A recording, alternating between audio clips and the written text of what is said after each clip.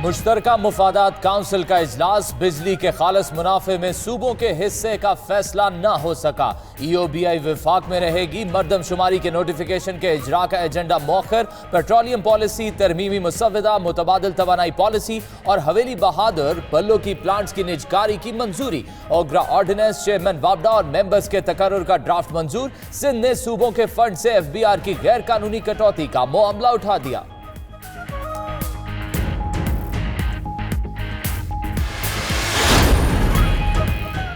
पानी की मुनसिफाना तकसीम के लिए टेलीमेट्री निज़ाम लाने की मंजूरी दी गई। फिरदौस आशिक अवान का कहना है तकनीकी मामलात पर माहिरीन की कमेटी बनाने का फैसला हुआ। वज़ीर आज़म ने सूबों को आबादी कंट्रोल करने की हिदायत दी। अशिया खुरनोश की कीमतों का तयन वफाकी हुकूमत करेगी। सूबे अशिया खुरनोश का मायार यकीनी बनाएंगे। यकसा निज़ाम तालीम के लिए सूबाई हुकूमतों ने मिलकर किरदार अदा करने का फैसला किया।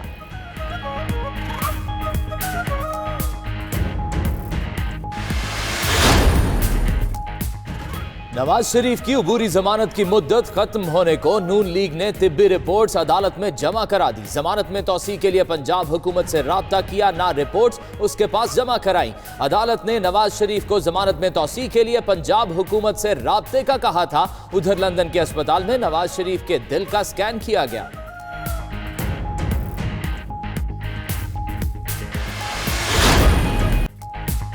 नैब ने नून लीग के सीनियर रहनुमा एहसन इकबाल को गिरफ्तार कर लिया। गिरफ्तारी नारोवाल स्पोर्ट्स सिटी मंसूबे में करप्शन के इल्जाम में की गई। लीगी रहनुमा तहकीकात के सिलसिले में नैब रावलपिंडी में पेश भी हुए थे। पोली क्लिनिक में उनका तिबी मुआयना तंदुरुस्त करार दिया गया।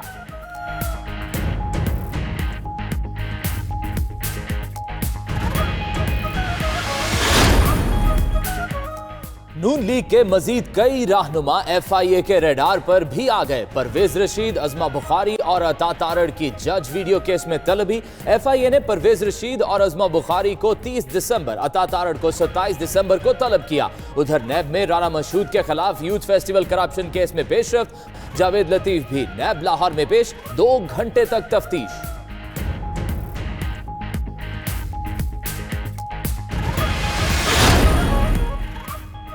LNG case, Islamabad high court में मिफ्ता इस्माइल की जमानत मंजूर। साबिक वजीर खजाना को 1 करोड़ के जमानती मचलके जमा कराने का हुक्म।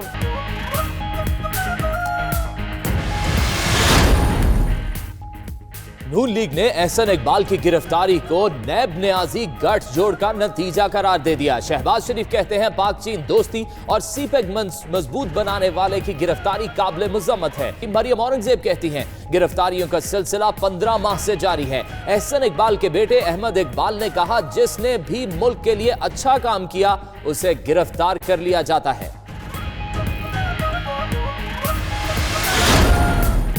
गिरफ्तारी के बाद ज्यादा खतरनाक साबित होगा। हिम्मत है तो गिरफ्तार करो। बिलावल भुट्टो का कहना है वो आज नैब के सामने पेश नहीं होंगे। गिरफ्तारी का डर क्यों हो जब चीफ जस्टिस बेगुनाह करार दे चुके। बिलावल का हुकूमत पर बेनजीर भुट्टो की बरसी के जलसे में रुकावटें डालने का इल्जाम। एहसन इकबाल की गिरफ्तारी की मजम्मत। कराची के अस्पताल में अपने वालिद की इयादत भी की।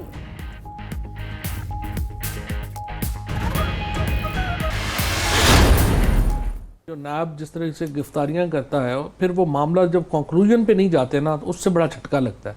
ये जो आपने सारे केसेस बनाए उसके बाद लोग सारे जो है वो बेल के ऊपर बाहर आ गए, उससे एक बड़ा जो अकाउंटेबिलिटी की साख है उसको नुकसान पहुंचता है। फवाद चौधरी ने गिरफ्तारियों की मुखालफत कर दी। हुकूमत को कानून साजी के लिए अपोजिशन से ताल्लुक बनाने का मशवरा भी दिया। प्रोग्राम हार्ड टॉक में कहा शवाहिद के बगैर गिरफ्तारियों से नैब की साख को नुकसान पहुंचा। मैकेनिज्म वो हो जिसमें इंसाफ हो। अपोजिशन और हुकूमत में इश्यूज पर कोई झगड़ा नहीं, सबको एक दूसरे को मानकर चलना पड़ेगा।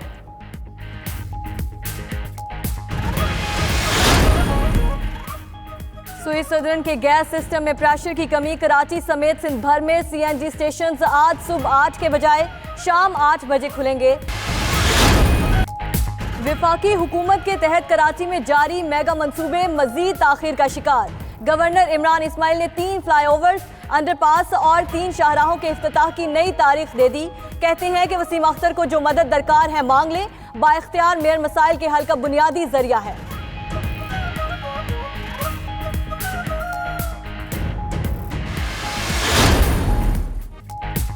कौमी टीम ने होम ग्राउंड पर टेस्ट क्रिकेट की वापसी को यादगार बना लिया।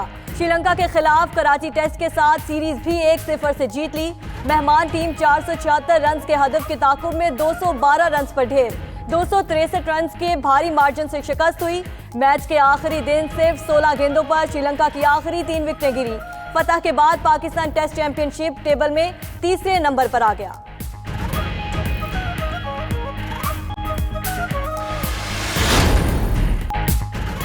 मुल्क भर में शदीद सर्दी की लहर, 52 साला रिकॉर्ड टूटने का इम्कान। महकमा मौसमियात के मुताबिक 22 दिसंबर को आने वाली लहर 28 दिसंबर तक जारी रहेगी। 10 रोज तक मुल्क में बारिशों का खास इम्कान नहीं। मतला अबर आलूद रहेगा। उधर मुख्तलिफ इलाकों में फिर शदीद धुंध, मोटरवे के कई सेक्शंस बंद।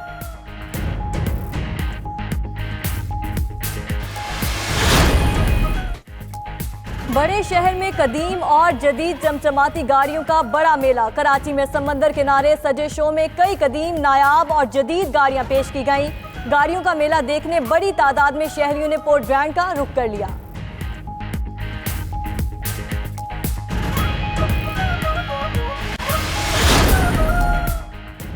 स्कर्दू में कदीम रिवायती त्यौहार जश्न महफिल पुरजोश अंदाज में मनाया जा रहा है। 33 साल के आगाज के साथ इस त्यौहार के मौके पर सख्त सर्दी के बावजूद लोग बड़ी तादाद में घरों से निकल आए। इलाकाई धुनों पर खूब रक्स किया।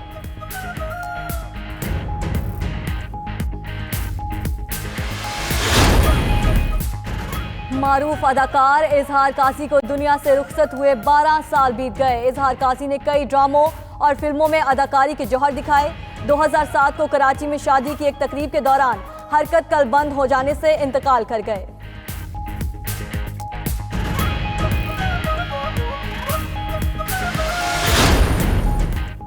और किरदार में डूबकर अदाकारी की जब भी बात होगी, मोइन अख्तर का नाम सरे फहरिस्त आएगा। बरजस्ता जुमले, लाजवाब कॉमेडी, टाइमिंग और जानदार अदाकारी। मोइन अख्तर का मुख्तसर तारुफ। वर्सटाइल अदाकार मोइन अख्तर के मदाह आज उनकी 69वां यौम पैदाइश मना रहे हैं।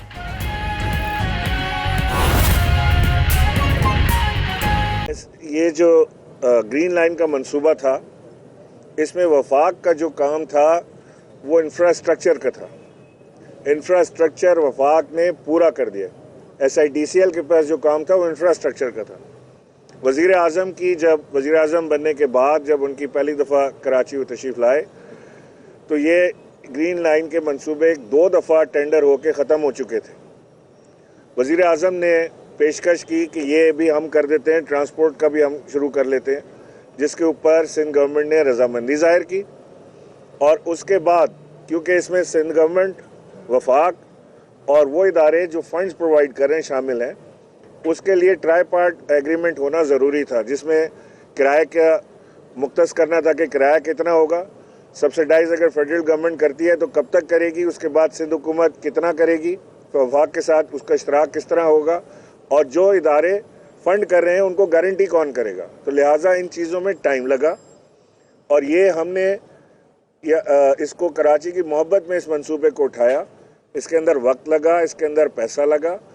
अभी कोई 15-20 दिन पहले, महीने के अंदर अंदर की बात है कि सिंध हुकूमत, वफाकी हुकूमत और जो इदारे फंड करें उनके दरमियान एक जो फार्मूला तय होना था वो अब तय हुआ है, जिसके ऊपर सिग्नेचर हो गए, फाइनल हो गया है कि किराया कितना होगा, उसके अंदर सब्सिडी कितनी होगी और उसकी फंडिंग के जो अखराजात हैं वो कौन किस तरह उठाएगा, किस पोर्शन से होगा, वो अब जाके कंप्लीट हुआ है। जैसे ही कंप्लीट हुआ है हमने इसके फौरी तौर से RFPs और PC1 बनाने शुरू कर दिए हैं।